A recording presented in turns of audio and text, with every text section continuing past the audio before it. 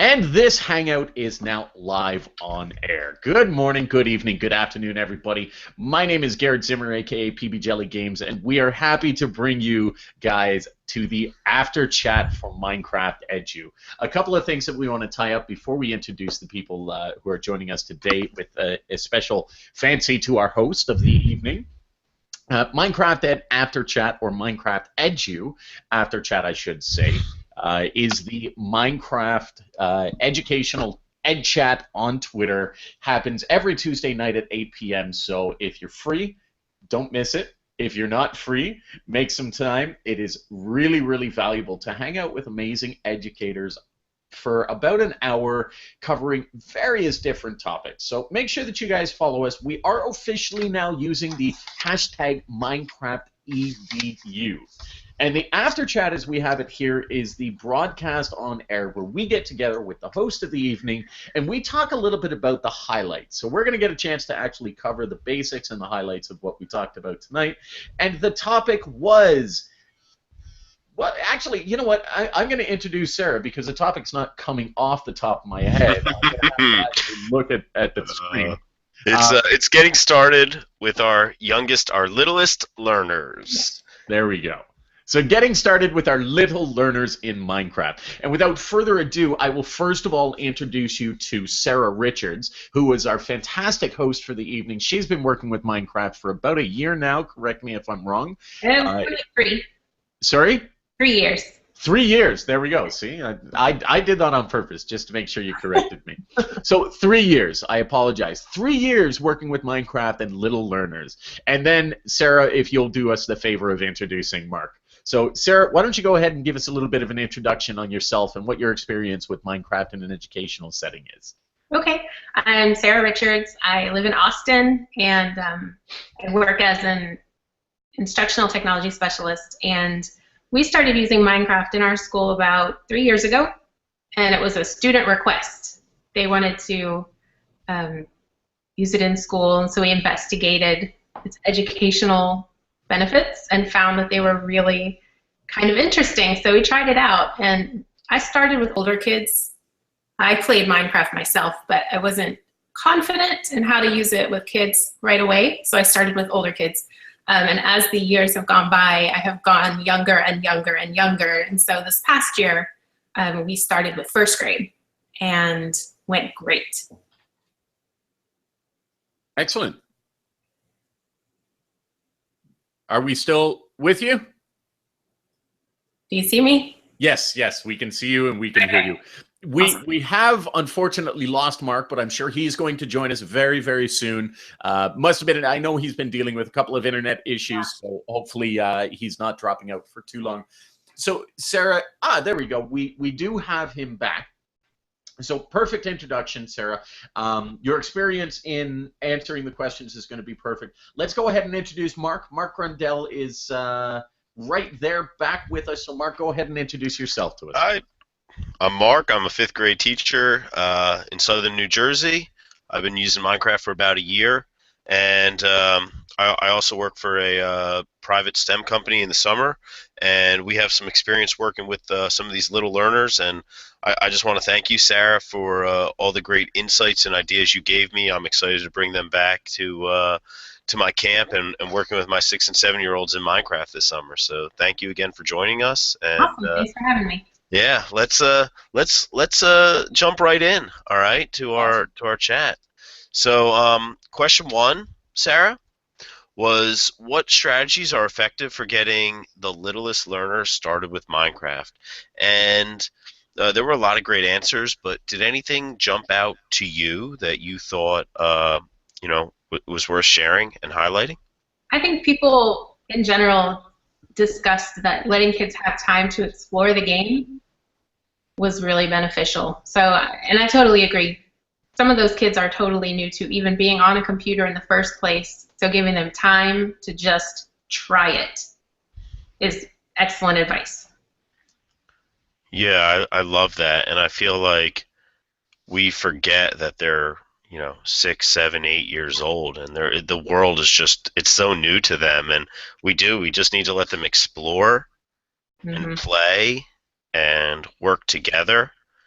and there'll be time later on for the other stuff, but we just need them to be good kids who can cooperate and be Yeah. kind to each other. And I think Minecraft is an excellent tool for teaching these skills. Definitely. I will make this very, very clear. I was kind of backlogged with a little bit of work, so I was allowing the chat to function on its own, just helping to facilitate a little bit. So I'm kind of, interspersing some of the ideas that I saw there. But I want to pick up on that point that you just made about, students' exploration and them being so new. When you're in an older classroom as a teacher, there is a very, very strong imperative for you to become very proficient at Minecraft fairly quickly, because you're dealing with an audience who already knows the game and knows it very, very well. So in order to come across credible in the lessons that you create, you really have to do a little bit of extra work. But in this age category, in the K2 area, this represents a perfect, absolutely perfect opportunity for a teacher who's new to Minecraft to get in there and play along with the kids. Develop your experience along with them, because you're working with students who are at the same or similar level to you. So it represents a perfect opportunity. I want to encourage every educator to take advantage of that. And again, this will be a theme that I always talk about, is play the game. The You kids have to love know it the too. game. Yeah. They love it when their teacher sits down and plays with them. And if they master something a little quicker than the teacher, then they think it's just the best thing ever to go over there and be the teacher to their teacher and show them how to jump over something or like fly around and pick a block. Like, they love being the experts. But playing with their teacher, kids that age, they adore it. They think it's fabulous. Absolutely. Yeah. There is a point. I want you two both to comment on this and let me know what your thoughts are. There's a point that was kind of coming up on here, and it's come up in a lot of conversations that we've had before. Everybody knows my bias is towards the survival, with certain exceptions, and the exception being the K-2 market. The K-2 environment, I think that creative is the best place for them, because they're not overwhelmed with the challenges that come with survival play. The creepers, the mob dynamics, the death dynamics, the hunger, the food, all of that. What are your thoughts and strategies around using creative versus survival in this particular K2 environment?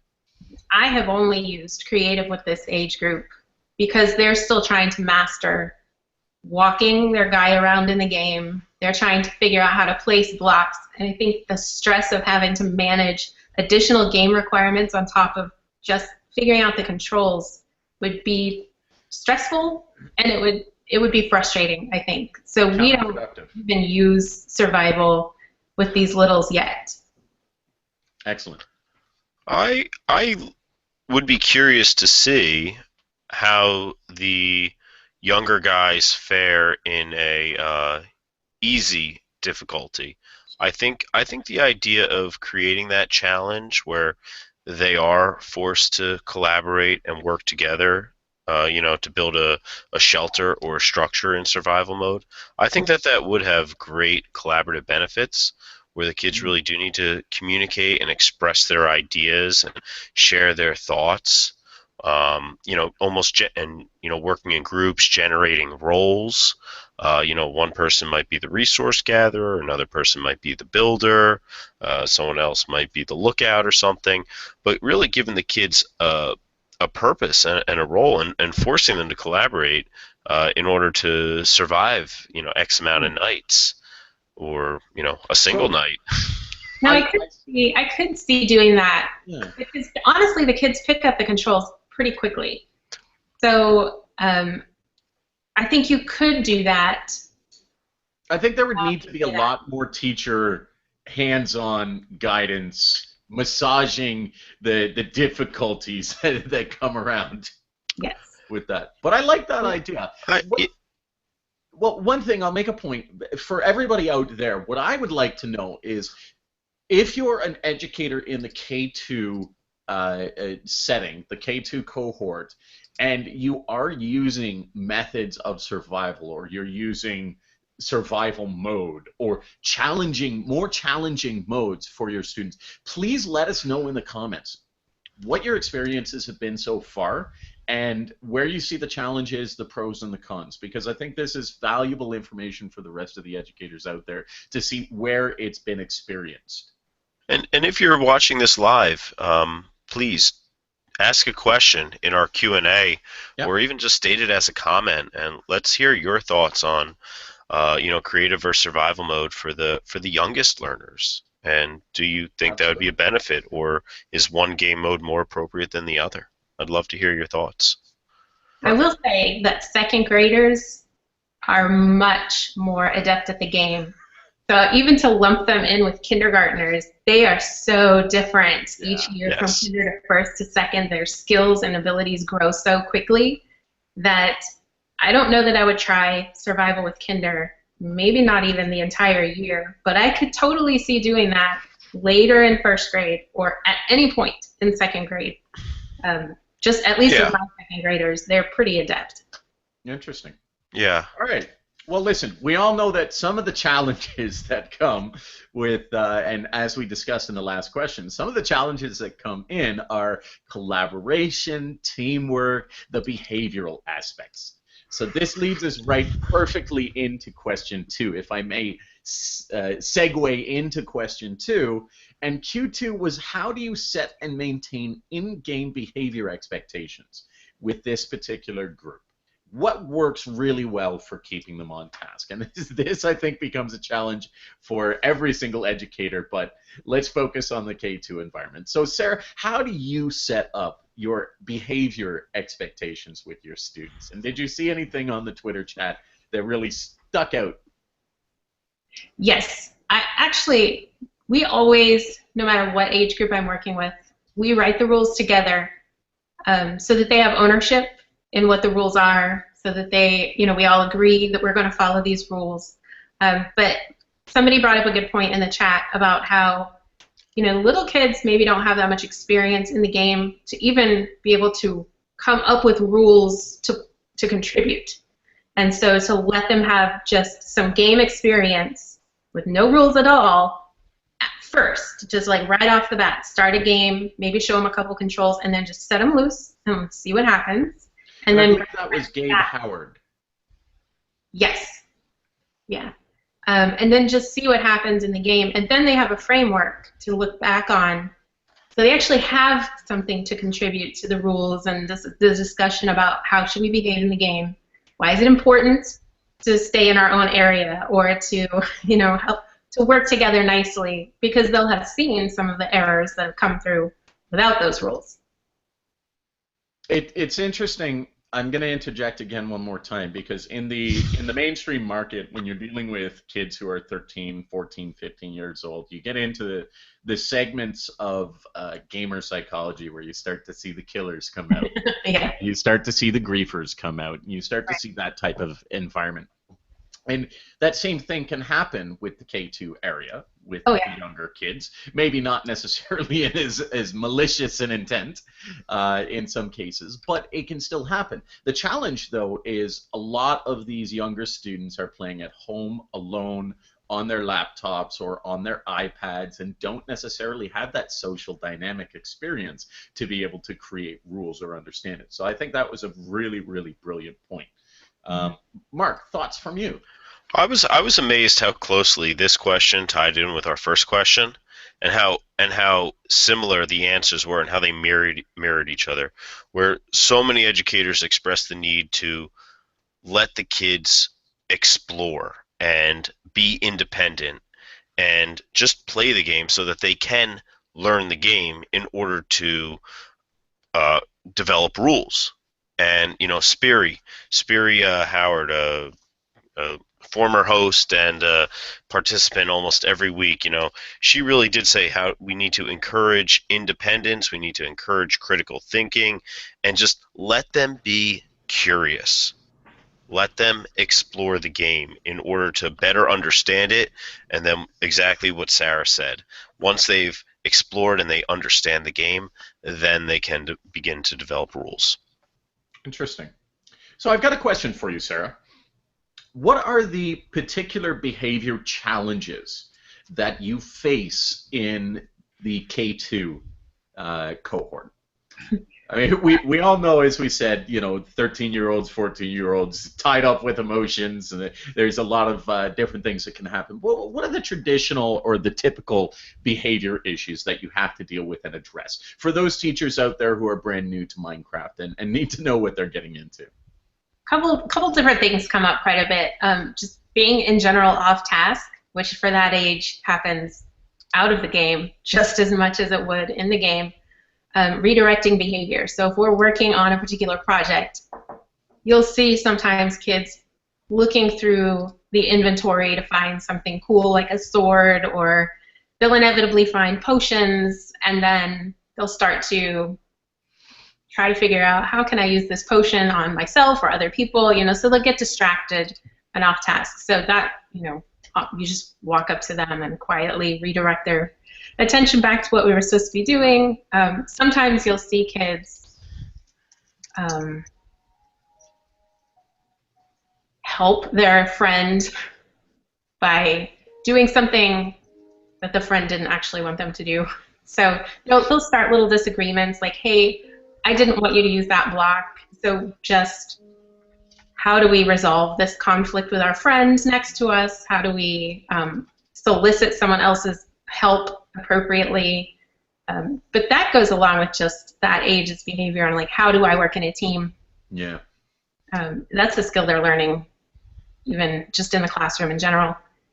I've seen kids who like to put on armor and chase people around, or like fly way up in the sky as far as they can, and just exploring how the game works, but maybe not at the appropriate time. Okay. All right. So, dealing with, I guess, behavior concerns is one thing, and it sort of leads into question 3. How do we handle parent concerns about Minecraft and other types of game-based learning being used in the school? Because we've all heard the argument, kids as young as kindergarten, there's no time to play, they got to learn. So how do we handle those parent concerns? Sarah, what strategies have you used, or how have you addressed parents? One thing that I did, I think, go ahead. Sarah, I want to, before you actually answer that particular question, walk us through what are the typical parent concerns that you see at that age group? The parents, I think, are just in general worried that we're wasting precious time playing video games, and that it's maybe not related to the learning at all. We're just doing some gimmicky thing that is fun for the kids, but that doesn't relate to anything we're supposed to be teaching them. And I think that's the main concern. Okay. So then, what are your thoughts on how to handle that then? I invite them to come into the school and watch us do this. We've had parents come in and leave totally impressed with what we're doing. They had no idea that you could use Minecraft to do math and reading and science. They had no idea it was an effective tool for collaboration and problem solving. They're just blown away. So every time I've had parents come, they are amazed at what we're doing with this game. And then that's all I hear. And then word spreads, and then parents are excited about what we're doing. Now, Mark, you've shared some similar experiences. I think you did share similar experiences and similar recommendations on that. Thoughts? I think that you need to be open and honest with your parents. One thing that I would like to do next year is have a parent night, a game-based learning night, and invite the parents in to play games, not just Minecraft, but other games. I'd like to have them play some paper-based games, as well as some digital games, and let them play the games along with their kids and have some learning objectives in mind, so that the parents are learning along with their children, and they can see that you can have fun and learn the standards too. Mm-hmm. That's a great idea. I would love to do that next year too. Awesome. Thank you. Well, I think that's the only way that we're going to really promote and develop a strong opportunity in our classes for game-based learning. So excellent points. Excellent, excellent. Any other thoughts on Q3? Anybody else stand out for you, or should we move on to Q4? I think given the time, we'll move on to Q4 unless there's anything specific. Sounds good. Okay, so Q4. We talk a lot about collaboration and digital citizenship skills with students, and we've made some mentions, and we'll probably rehash some of the same thoughts, but that's a good thing. So what works well with Minecraft for teaching collaboration and digital citizenship? So you had mentioned, Sarah, at one point earlier that this is traditional among kids of this age group, that you really do have to help them understand, how do we solicit somebody's help? How do we interject ourselves into this? How do we deal with these types of digital citizenship, collaboration, social paradigms? So where does Minecraft sit in this? How does it make it better or worse, or what really works well with using Minecraft for this? I think it's an awesome tool for this, because the kids are at this age are still learning to work together in any setting, not to be so self-centered, but to think of other people and to think of other people's needs and to be helpful and solve problems with their friends.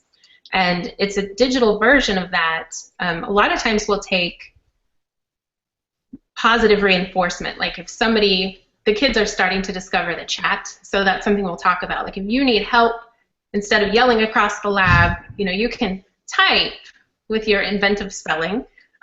Could somebody help me, please? And then if I see somebody type a really great comment, I'll say, I really like how so-and-so used the chat to ask help from her friend. So to encourage positive wording instead of negative in the chats, and then even how they talk to each other in small groups. So if you group or partner kids together to work on a project, talking about how everybody might have good ideas and you might disagree, but how can we resolve that and respect everybody's opinions? We really just take the same kind of thing we're teaching behavior-wise in the classroom and put it in the digital world. And I like that Minecraft, they're working together in the same physical space as each other, because then we can resolve problems immediately, or they can walk just down the way and talk to their friend in person if they're having trouble. I think it's a fabulous collaboration tool, and it works great for little kids. Awesome. Mark, thoughts from you? This question reminds me of a recent post I read from George Couros, who was talking about digital citizenship and our digital footprint, and how we always tell kids, don't leave anything, don't leave a negative footprint. And then the question came to, has anyone ever told you to leave a positive footprint, to leave positive? And we always focus on the negative, but I think this is an excellent point where we can focus on the positive and encourage kids not only to have positive interactions, but then to share what they're doing. The teacher, as teachers, we should be sharing the great things that are happening in our classroom, and even encouraging ways for kids, even as young as kindergarten, first and second grade, even if it's on a classroom website, to take screenshots and share the great work that they're doing in Minecraft, just to help leave that positive digital footprint behind.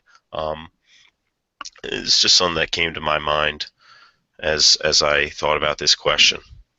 I think that's an interesting point. How that speaks to me is that we're living in a world where we have to teach our students and we have to teach our children that everything that you do online, every interaction that you have with the rest of the world when it comes to the internet, is permanent in most cases. And in Minecraft, while it's not necessarily permanent in a creative world, it is visible and it is open for all to see. Mm-hmm. And so you really can use it to generate this sense of digital responsibility, this collaborative responsibility where, if you write a sign that has a negative connotation, or you build something that is not appropriate, or you destroy something of somebody else's that is inappropriate, in a traditional classroom setting where you're just writing a piece of paper and the teacher is the only one who gets to see it, we're really introducing students into a world where it's not just the teacher that you have to be responsible to. It is your peers. It is the groups that are going to see this in the future. It is a peer of yours who may have taken a screenshot and shared it with his parents. So you really get this opportunity to give students this foundation of understanding that what you do in the world will be viewed by many, many people, and it becomes so important for, again, doing positive things, and on the verse side, not doing negative things. Mm-hmm. That's the way I see it. We do try. I try to give the kids an authentic audience and a purpose for doing whatever project we're working on, to go with what you're saying. So I'll tell them, I'm going to tweet out pictures from what you've been working on, or we're going to put it on the school website, or a lot of times we'll have showcases where family members and community members will come into the school and actually walk around in the worlds they've built. So it gives them a reason to be positive, and it gives them a reason to actually do a really good job on the work. I agree. Excellent. I think that's so important, is creating audiences, and we use that term, authentic audiences, and whether it is a gallery walk of parents coming in, whether it's on our school's website, whether it's on social media, I think that's so important, and it gives kids a purpose for their creations, for the world to see. I love that, Sarah. I think that's phenomenal, and it is something that we need to teach our youngest learners, and we need to model it for them as well. Yeah. I'll tell you, it fits fundamentally with what Minecraft is and how Minecraft has grown. There's a lot of theories on how Minecraft has grown and why it's grown, and a lot of people think that it's because you can do all these creative things. But creativity without an audience is moot. Mm-hmm. There is no need for creativity without an audience, and I've seen this as a former, very, very well-renowned YouTuber. All these kids, they don't create for the sake of creating. In most cases, the majority of why they create is to get my attention, to get Stampy Longnose's attention, to do these things. So creating, Mark, I love that point that you brought out, is creating an authentic audience for them, developing an audience, and making sure that their learning is tied intrinsically to their desire to show off their work is so important. And that's what made Minecraft a success. It's the YouTube environment. It's the fact that people started using YouTube to showcase their work, and then you started seeing these amazing, brilliant, and absolutely astounding creations, and those are the ones with 100,000 views. They're the ones with 200,000, a million views. So yeah, give children a chance to interact with that audience. And I would encourage educators out there, learn YouTube. Learn what YouTube is all about. Learn how to create a YouTube video with your class. Even at that young age, it can be as simple as creating just a screen share. Yes. And they will be all over it because they will feel like they're a YouTuber. And that will provide the incentive for them to learn almost anything. Yeah, that's true. That's a good point. Yeah. Excellent. I mean, the analogy that comes to my mind is, you cook this amazing 4-course meal, and you eat it by yourself. Yeah. You don't share it with anybody, and that's what YouTube is to Minecraft, is giving you that outlet. And you're right. Look at us. We're on YouTube. Yeah. If we can do it, you can do it. There's going to be naysayers out there who suggest that, but I, cook myself those 4-course meals. Few and far between. Very few and far between. And the majority of us do run on the premise, from the psychological perspective, that we want to be noticed. We want to share our work with other people. We want to be provided with accolades. And giving children the opportunity to do that, and Mark, your point is absolutely perfect. Creating the audience that incentivizes them to do their best work is so valuable. Excellent. Well, thank you. All right. And Sarah, we're gonna jump into Q5 now. What lessons have been most successful or your favorite when integrating Minecraft into the primary curriculum? I have really enjoyed working with first grade on communities, community helpers. They do a big unit in social studies about community helpers and city planning. And so they integrate their reading into it and their writing into it. And then we use what we learn about community helpers and the buildings they use to build a city in Minecraft where teams are responsible for making sure that the community has what it needs to function. And so they build schools, and should the school be by the airport or should it be by the park? You know, so they talk about and think about how communities are actually built, and then they construct one in the game. That's been really successful and fun for first grade. And then this past year, we had second grade doing research about habitats and animal needs. So they did a bunch of research for science, and they read a bunch of things and wrote some information, and then they created a zoo in Minecraft where all of their animals were represented in the correct habitat. They had built the habitat correctly and made sure that they had the water supply and they had the food supply, and it was just so fun, and it turned out awesome. Excellent. Excellent. Mark, did you see anything pop up on Twitter that really stuck out to you in terms of a particular lesson for the primary curriculum? Can we hear me? He's been having some trouble being frozen. Okay. Well, I will say that there was one about wants and needs that somebody tweeted out, and I would like to know more about that lesson. That sounds like a really good one. It fits right in with a lot of what the little kids talk about in social studies, and just knowing the difference between wants and needs. I would love to see that in Minecraft. Interesting. Well, I'll be honest. I don't have much to input on this one, as I'm certainly not in the primary education market myself, or the primary education environment myself, nor do I have a lot of experience with it. But you know, I take a look at the curriculum standards, and I think the question was framed very interesting to state curriculum standards. So, Sarah, give me an idea of what are the most particular curriculum standards that you find Minecraft is well suited to. I mean, we have used it. I didn't realize when we first started with Minecraft how versatile it was going to be. Mm-hmm. We have used it in every subject. Every subject. We have got art projects going on.